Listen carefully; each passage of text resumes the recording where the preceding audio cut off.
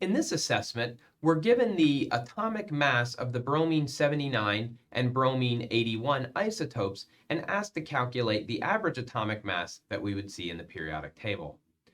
Given the 50.7% abundance, we can start this problem by multiplying 0.507 times the atomic mass associated with that, 78.918, to give us 40.011.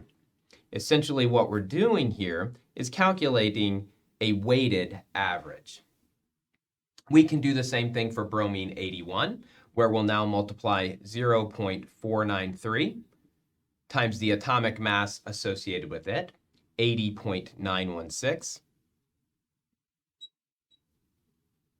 That's going to give us a total of 39.892.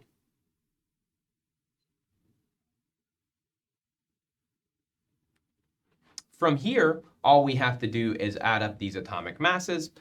In doing so, we get a number 79.903, exactly what we would expect being halfway between the atomic mass of bromine 79 and bromine 81. Let's add our units just to make sure we have those present.